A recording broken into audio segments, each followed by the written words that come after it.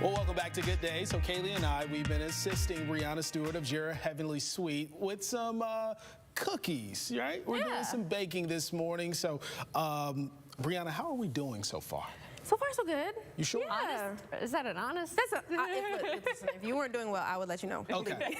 All right. So we're done with the mixing and the folding technique that we just learned. Nice. So what's next? What's the next process? So now you have to make the little cookie log. So these are cut-off cookies. They're what's called cut-off cookies, which is literally means you can take this log, put it in the freezer. If you want 2 cookies today, you can cut off 2 pieces, put it back in the fridge. Who just makes 2 cookies? Some I people do, honestly. Oh, really? I'll make cookie dough, and I'll just like make 2 cookies if I feel like having a cookie tonight, and then put the dough back in the fridge.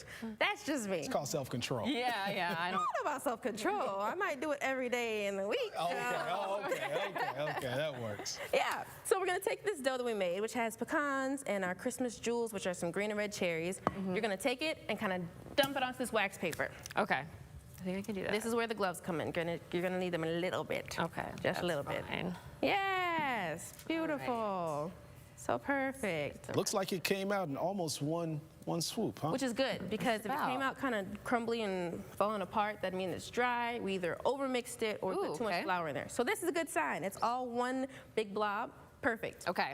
So what do I do with the blob now? So now you kind of do like an elongating motion. You're kind of going to spread it out a little bit like that. Just kind of move it so that it becomes about a 12-inch log, as I call it. I don't know what else to use. You got to squish it. Yeah, squish it. Squish it. That's the scientific term. Yes. Good. That looks pretty good. Right about here? Yeah, I would say so. You can flatten out the ends if you want, just to make sure that those first cookies, well, the first and last cookie will be whole cookies and not some blobs. Yeah. Good. Okay, I feel confident about that. Yeah, that looks really good. That's really good. Then you'll just start to roll it up. So you'll take that, you can kind of form it into more of a circle if you want as you're doing that, and just kind of roll it. Roll it. I feel like I'm making a Qdoba burrito or something. Yeah, it's kind of feel like that. Yeah, it almost looks like a cookie meatloaf or something, you know. Or sushi. I've done it in sushi too. There you go. That's true. I got either roll it. I'm not very good at sushi, but cookies I will stick to. So I can kind of like make it more circular, I guess, here. Yeah, if you want to kind of roll it on the table, you can do that. Okay. But in general, that's pretty good. Okay. No, it doesn't have to be a perfect circle. All right. And then you will take the ends and twist it. Have you ever seen those little, like, what are those called? Bonbons? The candies? Yeah. Okay. Yeah, so you just take them and twist them.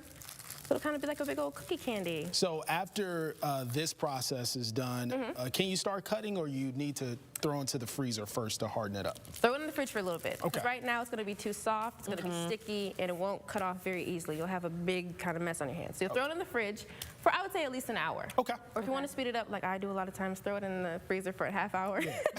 And it's probably fine. I don't know. I break rules sometimes in baking. Yeah, we'll take that, move that over, and we'll put that in the fridge. Now, once you got it out of the fridge, you're going to take your cookie log, and this one is one I made last night, so you can untwist it, undo it, so it all comes open. Perfect. Again, I made this last night, and I actually cut it off from this one, so. Okay.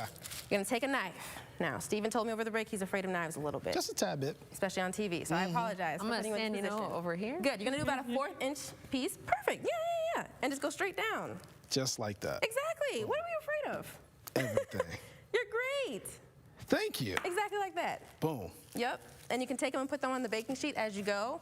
If you want to make it a little bit easier, you can put parchment paper down just so there's a little bit less mess and it'll come up a little bit easier.